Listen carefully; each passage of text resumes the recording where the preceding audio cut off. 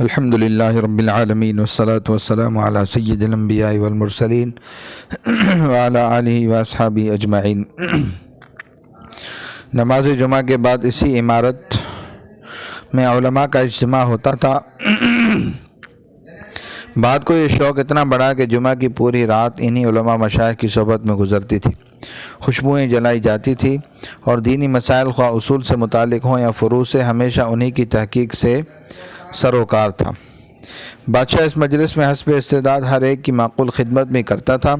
اسی کا یہ نتیجہ ہوا کہ وسائل تلاش کر کر علماء و مشائخ کی ایک کافی جماعت یہاں اکٹھی ہونے لگی۔ ملا صاحب کا اندازہ ہے کہ بحث و مباحثہ و مناظرہ کرنے والے علماء خواہ محقق ہوں یا مقلد، ان کی تعداد 100 آدمیوں سے متجاوز تھی۔ ظاہر ہے کہ جہاں اغراض پرست مولویوں کی اتنی بڑی تعداد جمع ہو جائے، پھر کون سا فتنہ ہے جو وہاں رونما نہ ہوگا۔ اب فتنے کی تدریجی رفتار ملاحظہ فرمائیں۔ شروع میں پہلا جھگڑا نشست گاہ پر چلا۔ ہر ایک بادشاہ سے قریب ہونا چاہتا تھا۔ ملا صاحب لکھتے ہیں کہ بہت کچھ بےہودگیاں اس گروہ سے ظاہر ہوئیں۔ اگرچہ اکبر نے اغماض سے کام لیا، لیکن دل میں غیر شعوری طور پر ان کا وزن کم ہونے لگا۔ آخر ایک تک دن جب کہ چشم بددور دین کی ان ستونوں کا یہ حال تھا کہ باہم ایک دوسرے پر زبان کی تلواریں نکالے ایک دوسرے کی نفی، تردید اور مقابلے میں مصروف تھے، ان کے اختلافات اس حد کو پہنچے کہ ایک دوسرے کی تکفیر کرنے لگا اور ایک دوسرے کو گمراہ کہنے لگا، اور شاہی دربار میں ان مولویوں کی گردن کی رگیں پھول آئیں اور شور ہونے لگا، سخت ہلڑ مچ گیا۔ بادشاہ کے متاثر قلب پر ان کی حرکت ناگوار گزری، برخاطر اشرف گراں آمد۔ اس کے بعد ملا عبدالقادر کو حکم دیا کہ آئندہ سے جو ان میں نامعقول ہوں ان کو مجلس میں نہ آنے دینا۔ یہ پہلی خفت تھی جو اس جماعت کو نصیب ہوئی، اور گو ان کی آمد و رفت باقی رہی، لیکن ایک ایسے بادشاہ کے دربار میں جو ان کی ہر گفتگو سے بجائے ایمانی قوت کے سوء ظنی میں روز بروز ترقی کر رہا تھا۔ یہ آمد کچھ خرابیاں ہی پیدا کرتی رہی۔ آخر اس فتوی بازی نے کہ ایک چیز کو ایک حلال کہتا تھا اور دوسرا حرام، علمی سرمایہ سے بھی دامن بادشاہ کو خود دین کے متعلق شک میں ڈال دیا، اور اس کی حیرت میں اضافہ ہوتا رہا تائیں کہ جو مقصود تھا وہی سامنے سے جاتا رہا۔ درباری علماء کا تعارف۔ اکبر کے دربار میں کس قسم کے علماء جمع تھے، اس کا اندازہ اسی سے ہو سکتا ہے کہ ان میں ایک ملا عبداللہ سلطان پوری تھے، جن کا عہدہ مخدوم الملک تھا۔ محض اس لیے کہ حج نہ کرنا پڑے، فریضہ حج کے اسقاط کا فتویٰ دے دیا۔ زکوٰۃ کے متعلق بھی مشہور ہے کہ ششماہی تقسیم کرنے والے ہیلے سے کام لیا کرتے تھے، اور آخر میں جب ہزارہا ذلت و خواری کے بعد انتقال ہوا اور بادشاہی حکم سے ان کے مکان کا جو لاہور میں تھا جائزہ لیا گیا، تو اتنے خزانے اور دفینے ظاہر ہوئے کہ ان خزانوں کے تالوں کو وہم کی کنجیوں سے بھی کھولنا ناممکن تھا۔ من جملہ ان کے سونے سے بھرے ہوئے چند صندوق مخدوم الملک کے گورنر خانے سے برآمد ہوئے، جنہیں مردوں کے بہانے سے اس نے دفن کیا تھا۔ ادھر حضرت شیخ عبدالقدوس گنگوہی رحمہ اللہ کے پوتے مولانا عبدالنبی تھے، جو عہد اکبری کے سب سے بڑے محدث خیال کیے جاتے تھے۔ ان کی بادشاہ نے جوتیاں سیدھی کی تھی، اور سارے ہندوستان کے ائمہ و خطباء وغیرہ کی جاگیروں کا اختیار ان کو دیا گیا تھا، لیکن انہم کا یہ حال تھا کہ مشہور حدیث الحزم سوء الظن کو آپ ہمیشہ بجائے زائے معجمہ کے رائے محملہ سے تلفظ فرماتے تھے، اور جب سارت کے اختیارات ملے تو اب کسی کو منہ ہی نہیں لگاتے تھے، سارے ہندوستان کے مذہبی جاگیرداروں کو دوڑاتے رہتے۔ آخر میں یہ حالت ہوئی کہ لوگ شیخ کے وکیلوں، ان کے فراشوں، دربانوں، سائیوں، حلال خوروں، محتروں تک کو رشوت دے دے کر اپنے اپنے کمل اس گرداب سے باہر نکالتے۔ مخدوم الملک اور ملا عبدالنبی دونوں میں رقیبانہ کشمکش جاری تھی۔ ہر ایک نے دوسرے کے متعلق رسالے لکھے۔ ایک صاحب فرماتے ہیں کہ چونکہ اس کو بواسیر ہے اس لیے اس کے پیچھے نماز ناجائز ہے۔ دوسرا کہتا ہے کہ تو اپنے باپ کا چونکہ عاق شدہ بیٹا ہے اس لیے تیرے پیچھے بھی نماز جائز نہیں۔ الغرض صبح و شام شاہی کیمپ علماء کے ان دینی ہنگاموں سے گونجتا رہتا تھا، اور بقول ملا عبد القادر ایک بڑی مصیبت یہ بھی تھی کہ جاہل اکبر اپنے زمانے کے علماء کو رازی اور غزالی سے بھی بہتر خیال کرتا تھا۔ پھر ان کے چھچور پن کو جب بادشاہ نے دیکھا تو سامنے والوں پر غائبوں کو قیاس کر کے سلف کا بھی منکر ہو گیا۔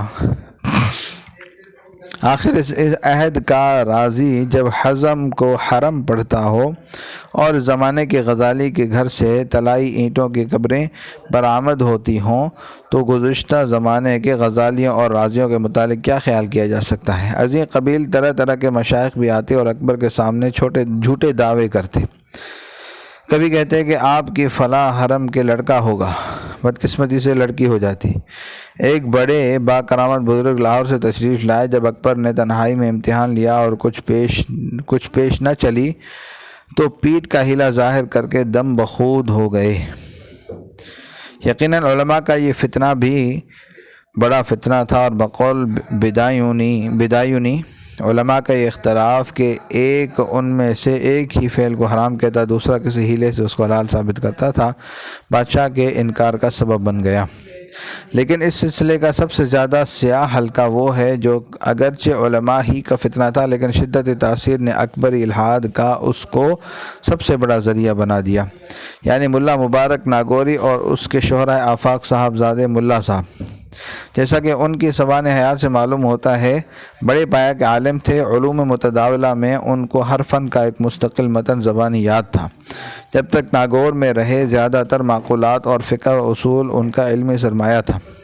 پھر یہ احمد آباد پہنچے ہیں۔ اس زمانے میں ہندوستان کے ساحلی شہروں میں بجائے اقلیات کے دینی علوم کا زیادہ چرچا تھا۔ ملا مبارک کو احمد آباد میں اپنے دینی تبحر کا موقع ہاتھ آیا، لیکن دماغ میں فطرتاً شورش تھی۔ مذاہب اربعہ اور ان کے اختلافات سے واقف ہونے کے بعد یہ غیر مقلد ہو گئے، جیسا کہ خود ابو الفضل لکھتا ہے کہ مالک، شافعی، ابو حنیفہ، احمد بن حنبل اور شیعوں کے فرقے امامیہ کے مذہب میں اصول و فروع کے متعلق ہر قسم کی واقفیت حاصل کر لی تھی، اور سخت دوڑ و دھوپ کے بعد اجتہاد کا مرتبہ ظاہر ہو گیا تھا۔ اگرچہ بزرگان سلف کے تقاضے کے بموجب ابو حنیفہ کے طریقے کے ساتھ نسبت رکھتے تھے، لیکن ہمیشہ اپنے عمل کو ذاتی تحقیقات سے آراستہ کرتے تھے اور تقلید سے علیحدہ رہ کر عبادت کرتے تھے۔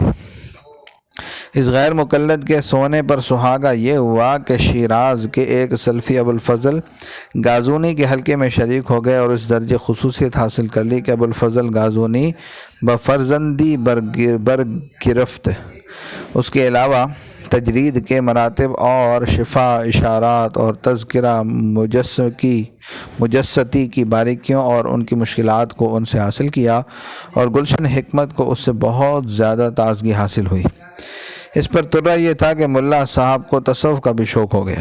تصوف و اشراق کے مختلف طریقوں کا بھی مطالعہ کیا اور نظر و فکر اور خدا شناسی کی کتابیں بھی نظر سے گزری۔ ظاہر ہے کہ شوریدہ مغزوں میں جب یہ ساری کراماتیں جمع ہو جاتی ہیں تو پھر ان سے بے محابہ ایسی باتیں صادر ہوتی ہیں جن سے جمہور میں برہمی پیدا ہوتی ہے۔ اگر یہ ملا صاحب پر محدودیت کا کبھی شیعت کا الزام لگایا گیا، لیکن ابو الفضل کو اس سے انکار ہے۔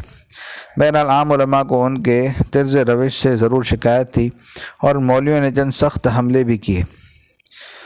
جواب بانداز سوال کے بجائے ملا صاحب کو غرور علم نے ایک خطرناک اقدام پر آمادہ کیا۔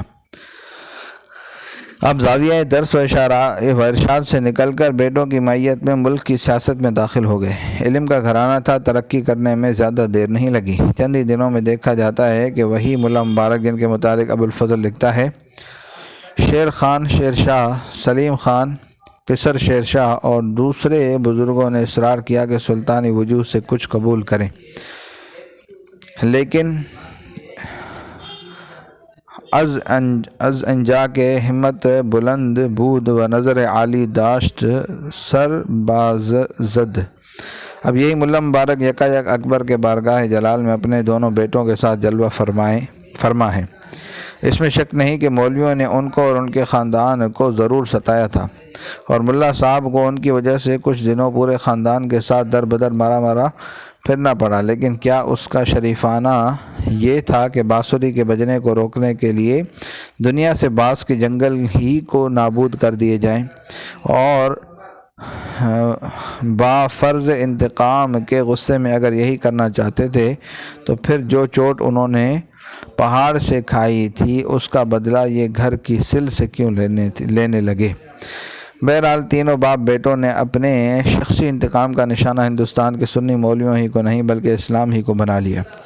مقصد میں کامیاب ہونے کے بعد جس وقت اسلام کا ایوان اپنے سارے متوسلین کے ساتھ جل رہا تھا، اس وقت ملا عبد القادر کا بیان ہے کہ ابو الفضل کی زبان پر بسا اوقات حسب ذیل اشعار جاری ہوتے تھے۔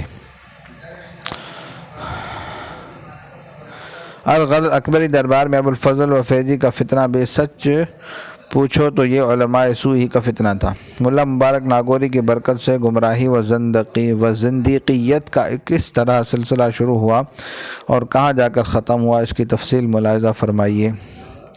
صلی اللہ تعالی علی حبیب سیدنا محمد وعلی آلہ و اصحابہ اجمعین برحمتک یا ارحم الراحمین۔